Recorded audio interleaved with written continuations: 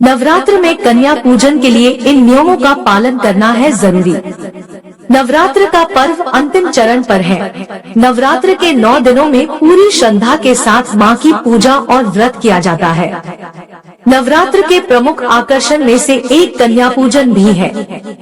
नवरात्र पर्व के दौरान कुछ लोग उपवास के आखिरी दिन कन्या पूजन और भोजन कराने का संकल्प लेते हैं। कन्या भोज के साथ ही नवरात्र का समापन होता है।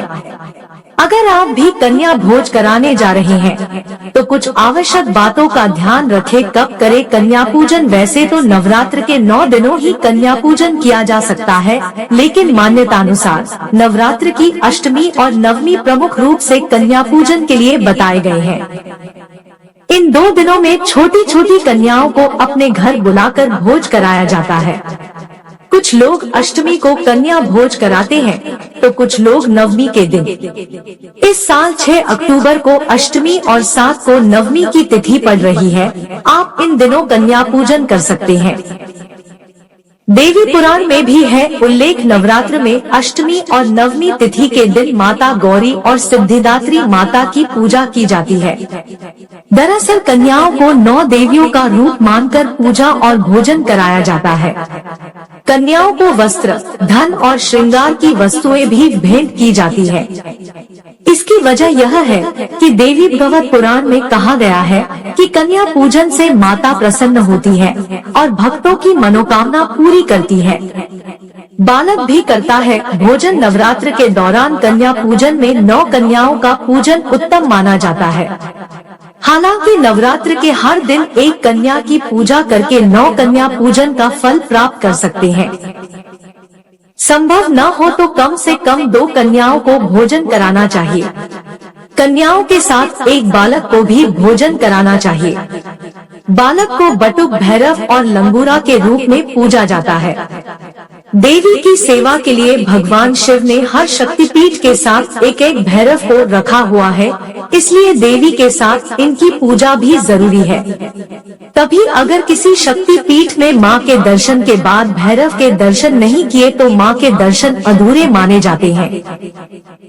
कन्या पूजन का महत्व। धार्मिक मान्यतानुसार एक विशेष उम्र तक की कन्याओं का पूजन करना अधिक शुभ फलदायी माना गया है। अर्थात कन्या पूजन में कोशिश करें कि 2 साल से लेकर 10 साल तक की कन्याओं का पूजन किया जाए।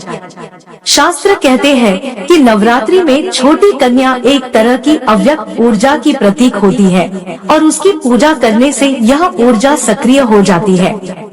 इनका पूजन करने वाले को समस्त ब्रह्मांड की देव शक्तियों का आशीर्वाद मिलने लगता है।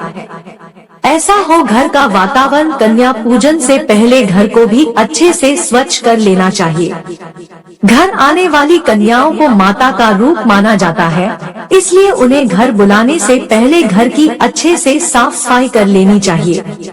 कन्या पूजन से पहले घर का माहौल साफ सुथरा कर लेना चाहिए, तभी कन्या पूजन का फल प्राप्त होता है।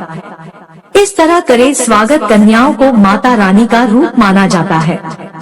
ऐसे में उनके घर आने पर माता रानी के जयकारे भी लगाने चाहिए। इसके बाद कन्याओं के पैर धोने चाहिए। सभी कन्याओं को बैठने के लिए आसन बिछाकर बैठाना चाहिए। फिर रोली और कुमकुम का टीका लगाने के बाद उनके हाथ में मौली बांधनी चाहिए। अब सभी कन्याओं और बालक की आरती उतारनी चाहिए। इसके बाद माता रानी को भोग लगाया हुआ भोजन कन्याओं को दे। भोजन में रखे ध्यान। वैसे तो कन्याओं को यथाशक्ति अनुसार भोजन कराना चाहिए।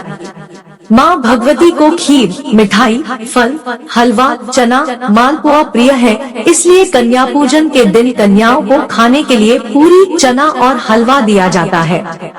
कन्याओं को केसर युक्त खीर, हलवा, पूरी का खिलाना चाहिए। ध्यान रखें कि उनके लिए बनाए खाने में लहसुन, प्याज का इस्तेमाल न हो। मान्यतानुसार बिना लहसुन और प्याज से बनी आलू या कद्दू की सब्जी भोजन में खिलाने से कन्या भोज सफल और नवरात्र के व्रत का पूर्ण शुभ फल प्राप्त होता है। ऐसे करें। विदाई भोजन के बाद कन्याओं को यथाशक्ति भेंट और उपहार भी दिया जाता है। छोटी छोटी देवी स्वरूप कन्याओं के पैरों में आलता लगाकर पूजन करने के बाद सफेद वस्त्र, ऋतुफल, खिलौने या अन्य वस्तुएं देने के साथ नारियल, केला या पेड़ा देने के बाद कुछ दक्षिणा भी दी जानी चाहिए। इसके बाद कन्याओं के पैर छूकर उनसे आशीर्वाद लेकर विदा करें। ऐसा कहा गया है कि विधि विधान से कन्या पूजन करने से नवरात्र का व्रत पूर्ण माना जाता है और माता रानी प्रसन्न होकर सभी मनोकामनाएं पूरी करती है। दोस्तों, ऐसी और वीडियो के लिए चैनल को सब्सक्राइब करें। आपका धन्यवाद।